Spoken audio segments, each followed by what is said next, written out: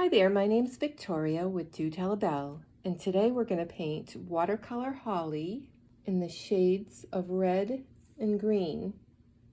Now I'm going to lightly sketch my holly before beginning, and if you want to skip this step, I'll leave a link in the description area where you can download the outlines for this. And I'm just using a graphite pencil and lightly sketching my leaves. And holly used to be one of my favorite things to create as a kid. I got such satisfaction out of it because I felt like it was an easy Christmas botanical to paint and draw. The leaves have kind of the spiky edge. The sketch will give me a guide. And this holly is similar to the holly that I use on my watercolor Christmas cards and wedding stationery. And you can see more from this collection by visiting the links in the description area. Now to paint my holly, I'm going to use a number 8 round brush,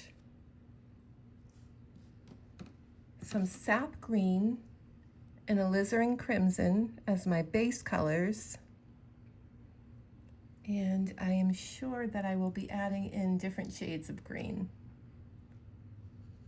This is going to be a wet on wet technique, and I'm going to start with a light wash of really wet sap green. And I'm just going to paint within the leaves because the pigment, once we add more pigment, will go only where the water is. And that's how you get a nice clean edge.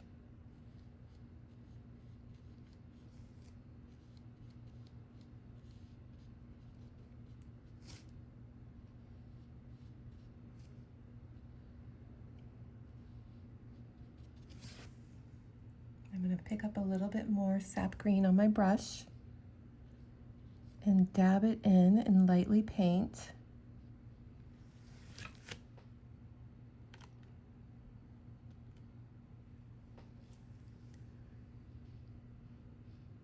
Areas of my leaf.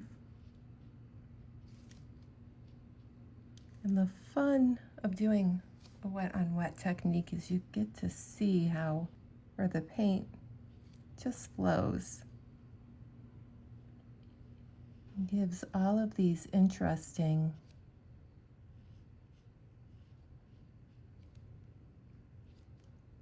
strokes. I'm going to paint my other leaf, doing the same thing.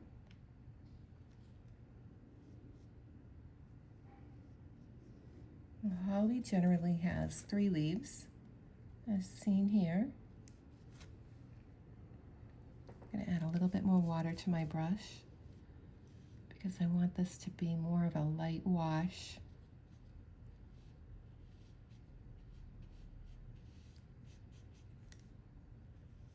And I'm going to leave a little bit of a white in the center.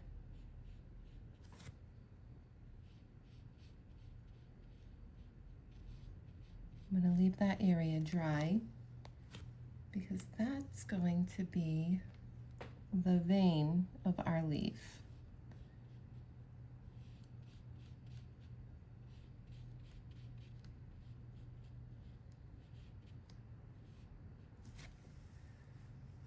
Now I'm picking up some more sap green. And as with the other leaf, I'm just going to drop it in.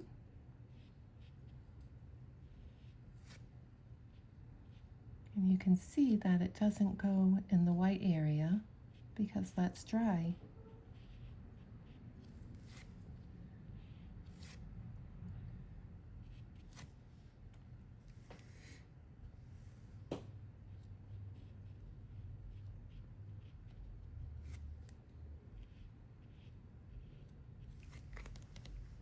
And be careful not to overwork the areas so you get that nice flowy watercolor feel.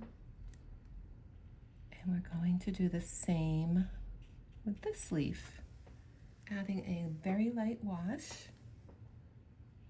of green, and that just means you have more water than pigment on your brush, or you can just do it with a plain water wash. But I find that adding a little bit of pigment is good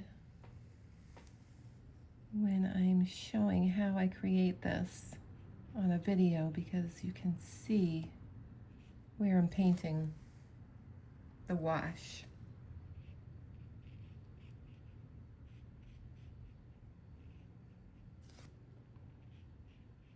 And this leaf doesn't have to be as dark as the other two.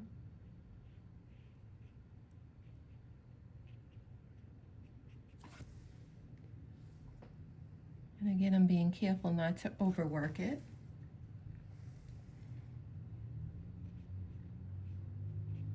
Because I like that nice flowy watercolor feel. I'm going to pick up a little bit of my Windsor blue and add some to my leaves. Just a tiny bit, because I feel like this gives it more interest.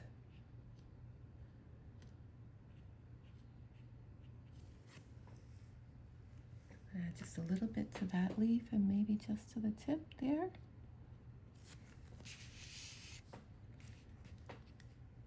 And to this leaf.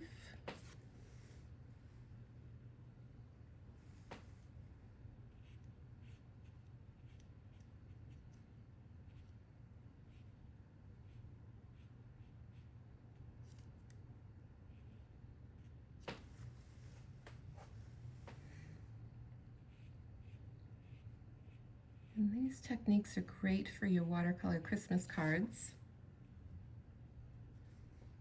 Or simply, if you just want them for decorations, you can frame them and display them in your home.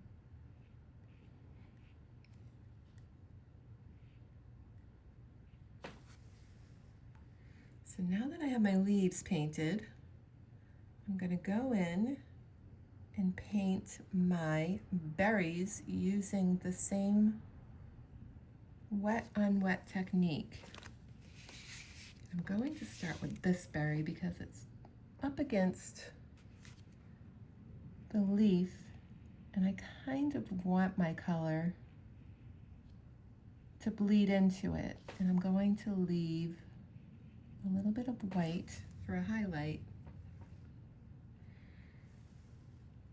So you can see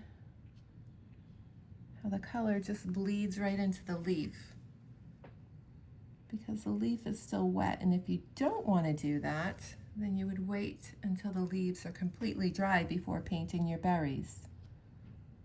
But in this case, I'm okay with it.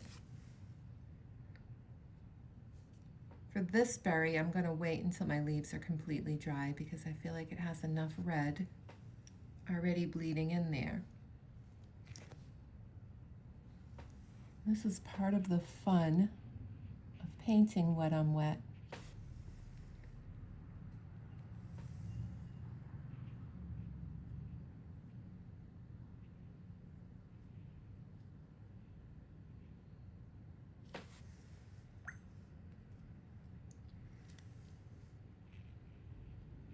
For this part, I'm just going to speed up my camera because it's pretty redundant.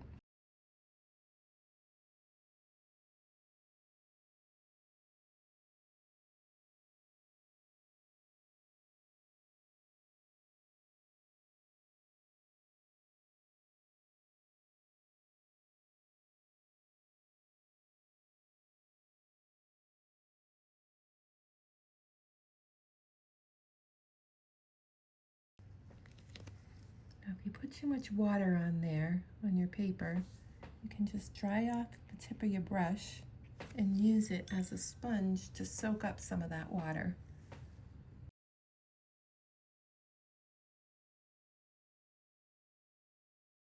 I'm going to let this dry completely before moving on to our next step.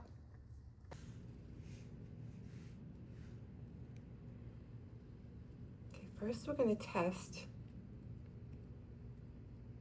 our watercolor with the back of our finger to see if it's dry, and if it feels moist and cool to the touch, then it's still wet.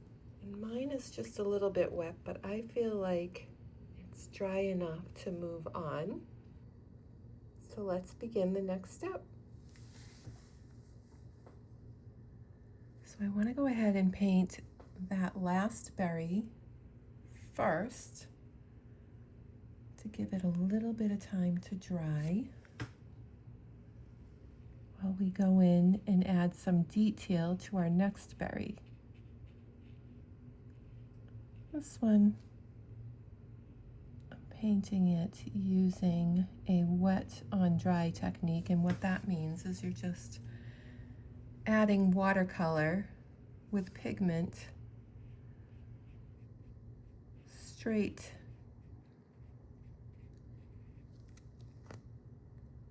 onto the paper. I'm going to use some Payne's Gray to add a little detail to our berries.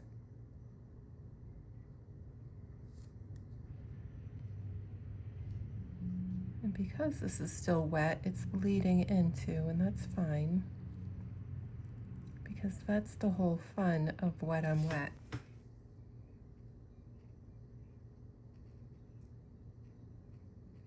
And I'm going to add some more of my alizarin crimson to the other side of the berry, the shadow side.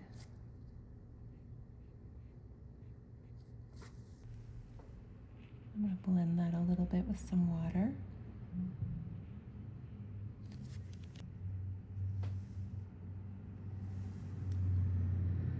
And you can add as much detail to your berries as you like, or you can just simply keep them very loosely painted.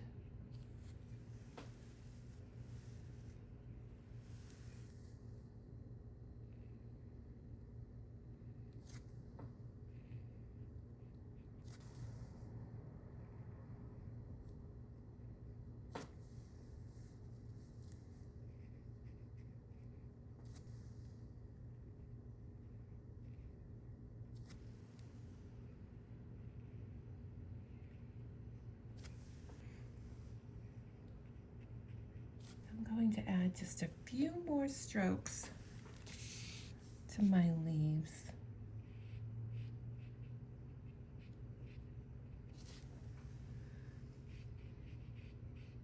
And this also is optional.